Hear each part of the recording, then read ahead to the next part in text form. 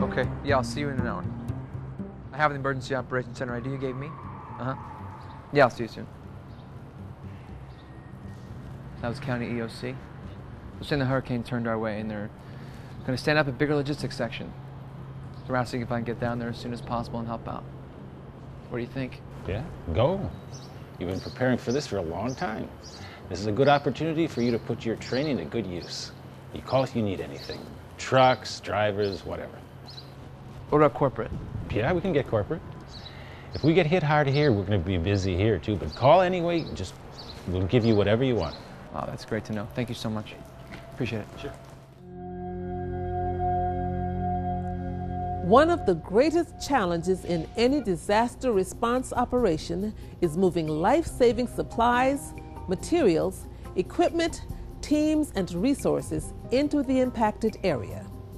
This is disaster logistics, getting the right things to the right place at the right time, under the worst possible conditions.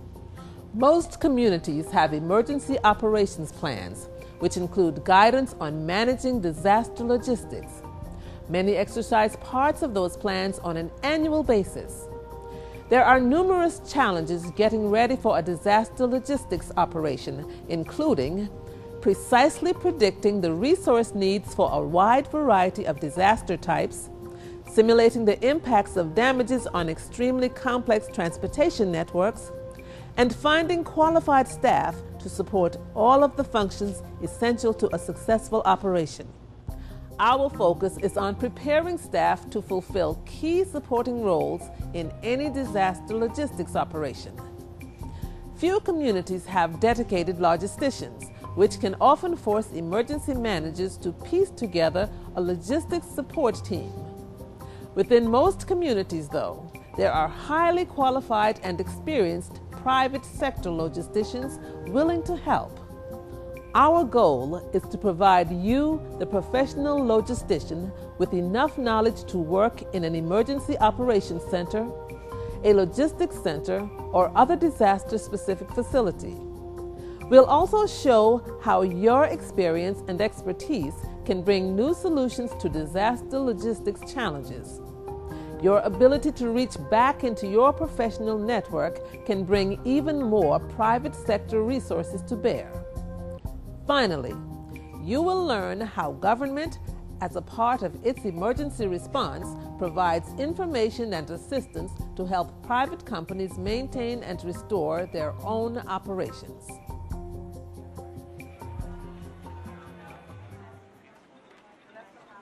Welcome to the EOC. It'll be good to have your perspective.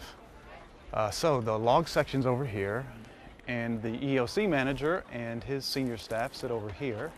And the situation room, which is where most of the strategic planning takes place, is right over here. Since you trained 6 months ago, we've created this new pocket guide. So take a few minutes and look over that. Thanks. Where do you want me to start? The Emergency Operations Center, or EOC, is where the coordination of information and resources takes place in support of disaster response. An EOC can be organized by major functional disciplines such as communications, medical services, and public works, or by jurisdiction: federal, state, regional, tribal, city, or county. The EOC is similar to a private sector supply chain management operation, where all logistics elements such as purchasing, transportation, distribution, and customer service are managed in a coordinated, integrated system to meet customer needs.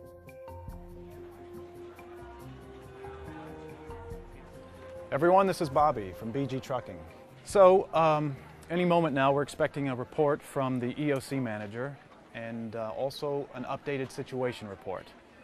Then we'll have a better idea of what to do next. So, you ready to get started? Yes. There's already so much going on and the hurricane hasn't even started yet. Things are really well organized here. Well, we follow NIMS here. We've already activated most of the emergency support functions. And we also have a state OEM rep here who can contact FEMA at the state EOC if necessary. Disasters can only be managed successfully if there is communication, cooperation, command, and coordination between everyone involved. Emergency managers use the Incident Command System, or ICS. ICS is a standardized emergency management organizational structure. It provides a modular and scalable approach to keep the operation organized, no matter how large or complex the incident may be. ICS is a part of the National Incident Management System, or NIMS, which is a broader managerial approach to organizing a response including the roles of government, non-governmental organizations, and the private sector. NIMS works with the National Response Framework, NRF. NIMS provides the template for the management of incidents, while NRF provides the structure and mechanisms for national-level policy for incident response. In the private sector, NIMS and the NRF are similar to the policies and procedures your company has established to manage its supply chain functions, both in normal times and in times of crisis. It's also like the overall policies and procedures used to manage your business, the detailed blueprints and operating plans which enable the company to function effectively. That concludes the situation report briefing. Are there any questions or comments? According to our logistics plan, we need to start mobilizing immediately if we're going to have supplies and startup kits to every shelter by tomorrow morning. Do you have enough water and ice to hand out to the public? Well, enough to get started, but I'm going to have to place an order through our supplier by tomorrow if we want to be sure we have enough for the next 72 hours. Okay, let me get back to you on that later today. What else? An organized response to a disaster will only be as successful as the logistics plans and capabilities that are in place. The Logistics Annex is one component of an agency's overall emergency operations plan. Plans should include important details such as when, where, and how to stockpile food and other commodities until they are needed and how to safely access them during an incident. Facilities and sites for storing and distributing goods should also be identified. Even the most refined logistics plans need to be tested, exercised, and revised in order to be useful for an incident. Each disaster brings unique challenges that push the limits of any plan. Disaster logistics plans are very similar to private sector disaster recovery and business continuity management plans. These plans provide documented alternatives to primary operating plans, such as how to get around a supply chain choke point, what alternate facilities and resources can be called into action, and where backup supplies can be obtained. Okay, the hurricane's passed and our warehouse was not damaged, but there are power lines blocking the main road. So we'll need to go out the back way. As for staging areas, we're going to set up at the community college, the city park, and the mall parking lot. Most importantly, we need to get the pods up and running ASAP. The power's going to be out for a couple of days, and we need to make sure that water, food, and ice is distributed first thing in the morning. Pod setup is already underway, but we may have to relocate a couple of them if the roads aren't cleared in the next few hours. We don't have any reliable communication with any of the staging area managers yet, but as soon as we do, we'll get you a progress report. During a large-scale incident, the local emergency operations center will experience a sharp increase in resource requests, which can quickly outgrow the logistics staff, slowing the fulfillment process. A logistics center provides both a process and a physical location that allows an EOC to expand part of its logistics section to support an increase in resource requests. An effective LC can conduct all critical tasks, including verification, sourcing, delivery distribution, tracking, and demobilization. A staging area or receiving and distribution center serves as a way station for unassigned resources such as commodities, equipment, and vehicles that have been forward positioned in or near the impacted area. Commodity points of distribution, or C-pods, sometimes known simply as pods, are sites where life-sustaining commodities such as food and water are distributed to the public.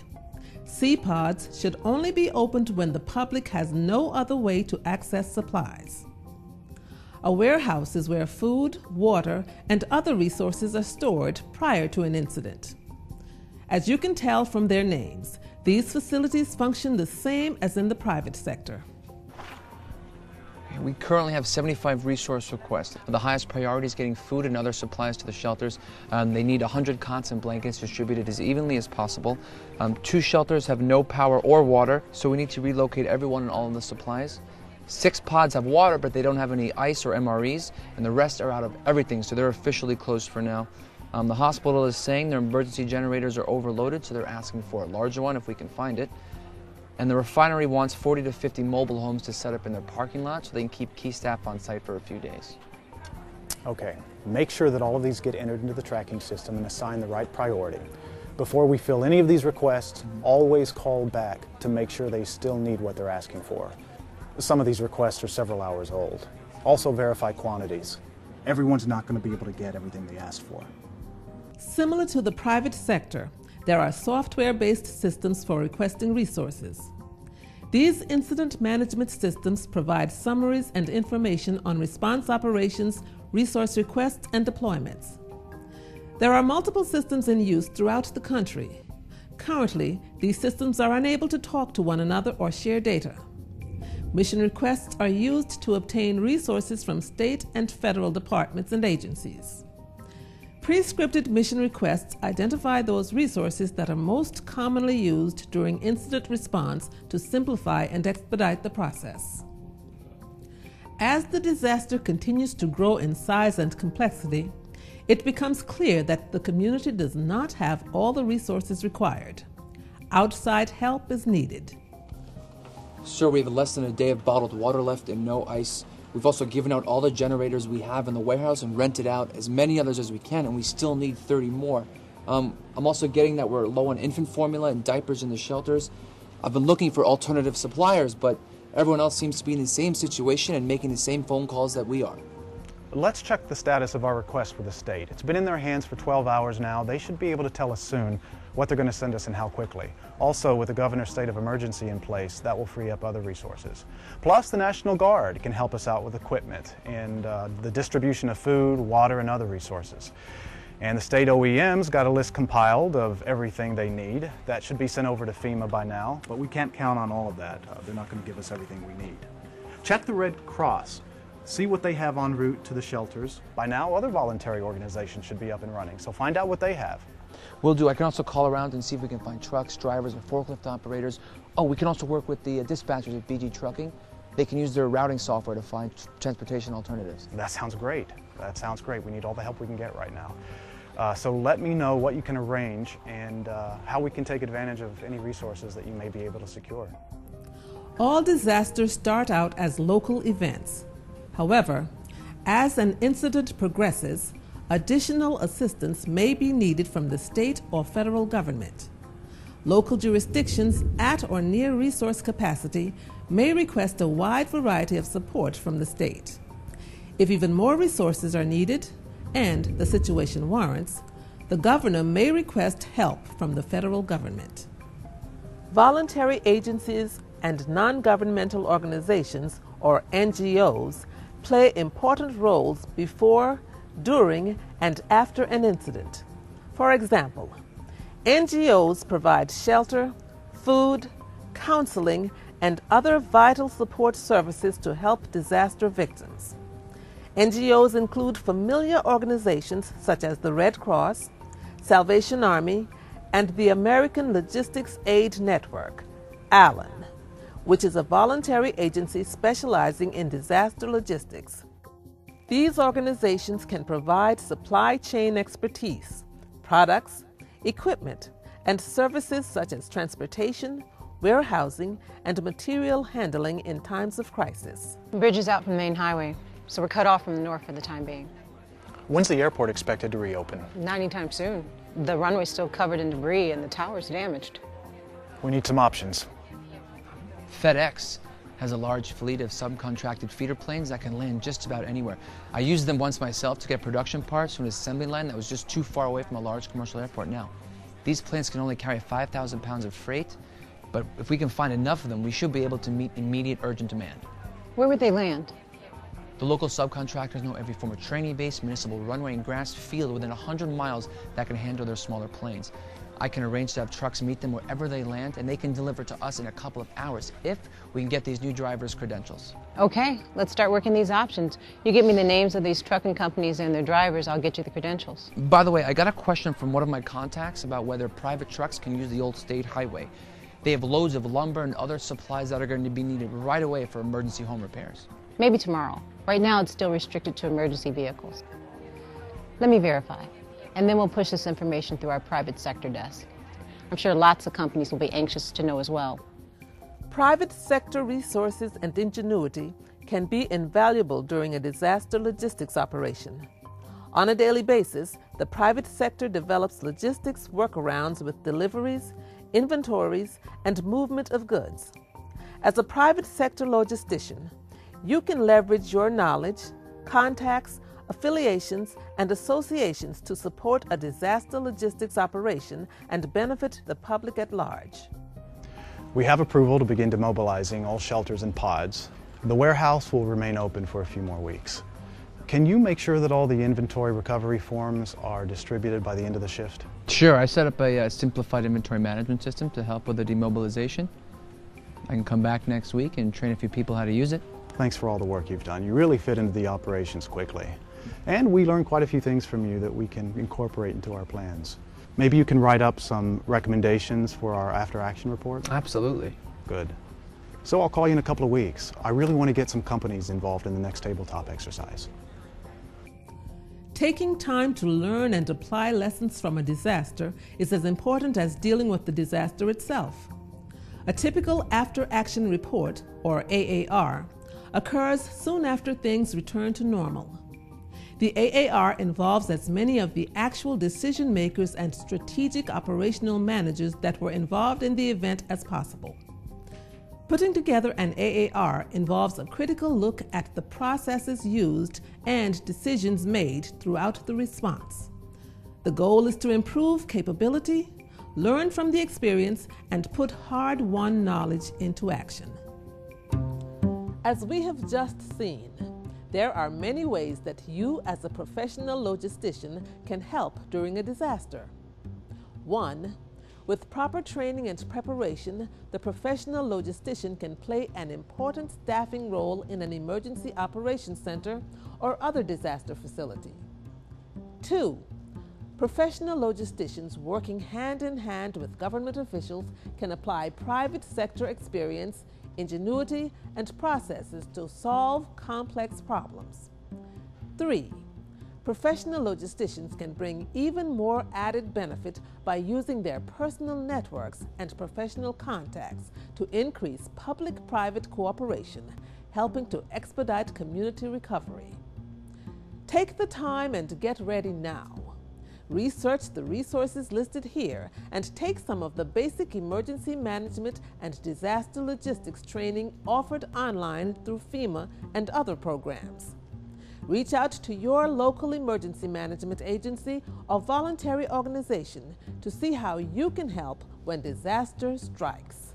When we were getting ready to distribute relief supplies, one of the people in Reliant was a wonderful man who had worked for, I guess I can mention a name, UPS, and he had been a military logistician. He has more expertise than anybody in government is going to have on a regular basis.